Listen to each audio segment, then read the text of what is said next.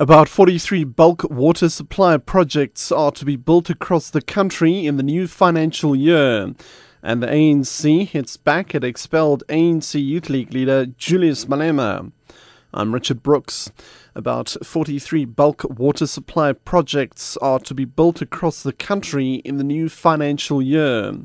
This is part of the government's effort to address the country's water shortages. The announcement was made by Water Affairs and Forestry Minister Edna Malema during her visit to one of the bulk water supply projects, which is currently under construction at Taung village in the northwest.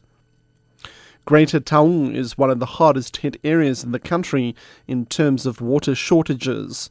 Malema elaborates. This project is going to help people, beneficiaries who are from Taung area, with the water treatment plant of the Taung area, the Pudumong area. There's going to be an augmentation of another water treatment plant, but also other reservoirs that takes water into the people in the area of Naledi. So as a first part of the first phase, these are the areas that are going to benefit almost over 200,000 people. But at a later stage, to be augmented into the Kagisano municipality and those areas which are part of the district, because this is actually a regional bulk infrastructure program. Northwest Premier Thandi Modise, who accompanied Malema, says she is delighted at the swift response by national government to rescue the province. We are now at the point where we can proudly say there is a coordinated effort from the district municipalities, which are water authorities, from the provincial government, but importantly from the big effort that comes from the Department of Water Affairs to ensure that we look at an all-round program for provision of water.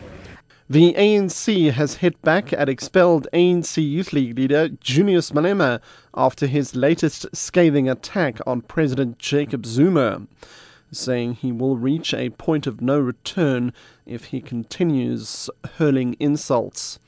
ANC spokesperson Jackson Mthembu says Malema's attacks on party leaders and Jacob Zuma in particular have reached intolerable levels of disrespect. On Friday, Malema derided Zuma's leadership during a centenary lecture in Johannesburg, saying he had replaced democracy with dictatorship. Mthembu says Malema's comments are devoid of any truth. The DA's Helen Zille says the average child in the Eastern Cape is today likely to get a worse education than in parts of the Democratic Republic of Congo. Zille was addressing delegates at the party's Eastern Cape Congress in Grahamstown. Zille says education has all but collapsed in large parts of the province, spelling disaster for future generations. This is the great betrayal of our children. This is the great betrayal of their future. And the betrayal is made much worse by the fact that President Zuma is prepared to back SADTU, the South African Democratic Teachers Union, and undermine his own minister's attempts to improve education in this province because President Zuma needs those extra few votes at Mangaung.